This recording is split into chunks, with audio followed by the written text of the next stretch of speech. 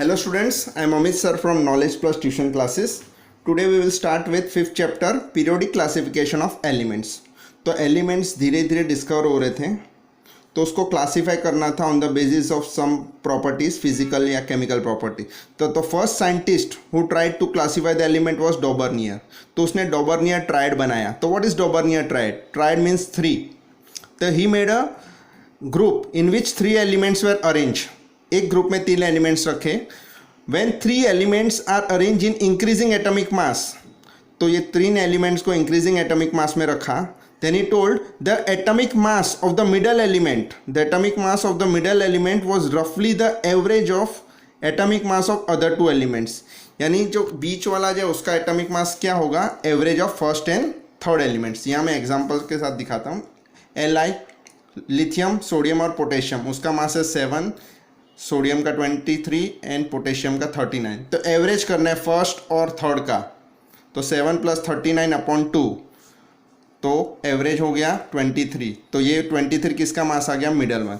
तो the atomic mass of the middle element was रफली the average of atomic mass of other 2 elements. तो ये था definition of डॉबर्नियर triads.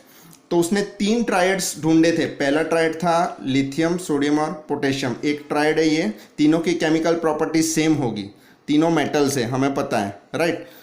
Calcium, strontium and barium, ये तीनों एक ट्रायड है, सेकेंड ट्रायड है. ये तीनों की भी केमिकल प्रॉपर्टीज सेम होगी. और जो मास होगा स्ट्रोंटियम का वो एवरेज होगा कैल्शियम और बेरियम का.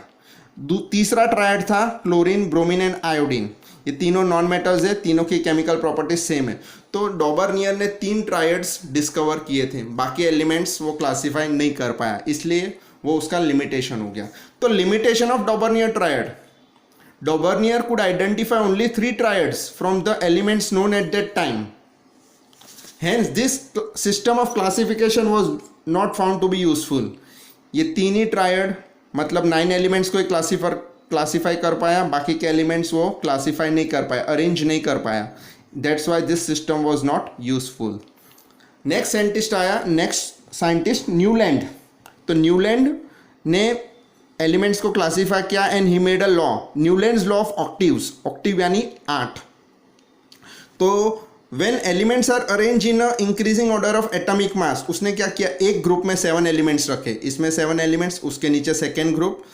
तो एक ग्रुप में 7 एलिमेंट्स रखे एंड इंक्रीजिंग एटॉमिक मास, सब ने एलिमेंट्स को इंक्रीजिंग एटॉमिक मास में अरेंज किया.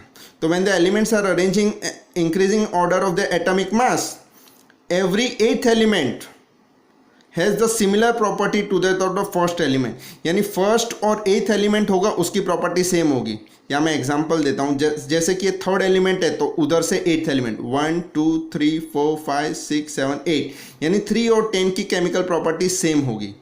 अभी हम 6 है तो 6 से 8 कौन होगा? 1 2 3 4 5 6 7 8 13. 6 और 13 की केमिकल प्रॉपर्टी सेम होगी. तो every 8th element has a similar property to the first, यानी उसके नीचे ही जो एलिमेंट आएगा उसकी प्रॉपर्टी सेम होगी.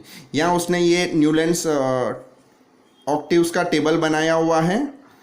तो हाइड्रोजन, फ्लोरीन, क्लोरीन, ये सब की केमिकल प्रॉपर्टी सेम है क्योंकि they are in same note.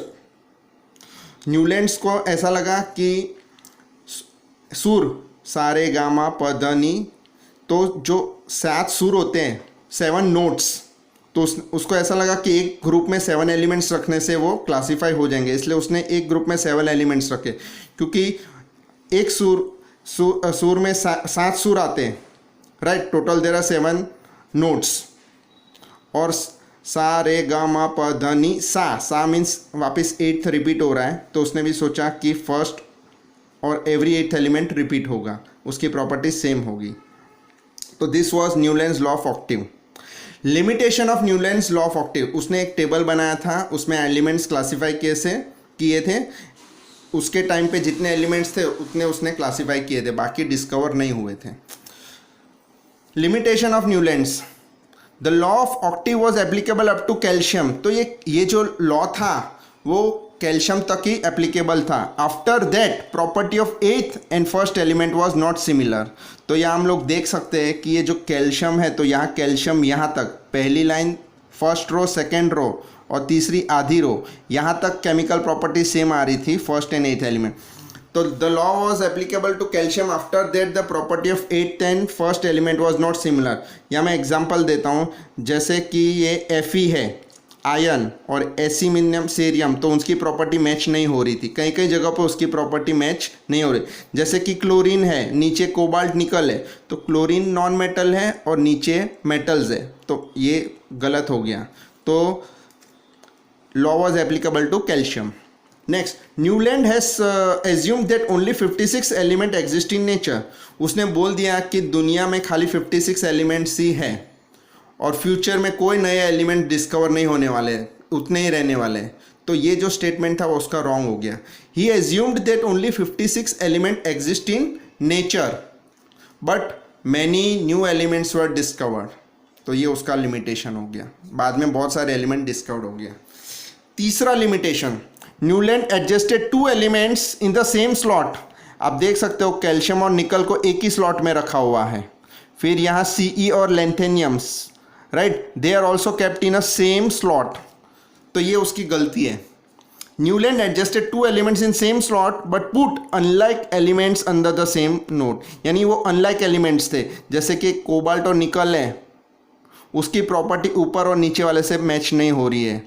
जैसे ब्रोमीन, क्लोरीन, फ्लोरीन, हाइड्रोजन सब नॉन मेटल्स है, पर ये कोबाल्ट और निकल मेटल्स है। तो he put unlike elements, this is unlike elements in the same note. देखो ये नोट्स है, ओके, कॉलम्स है, वो नोट्स है।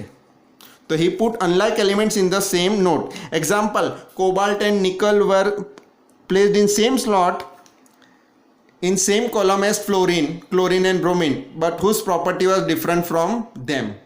यानी कोबाल्ट और निकल की प्रॉपर्टी क्लोरीन ब्रोमीन से मैच नहीं हो रही थी।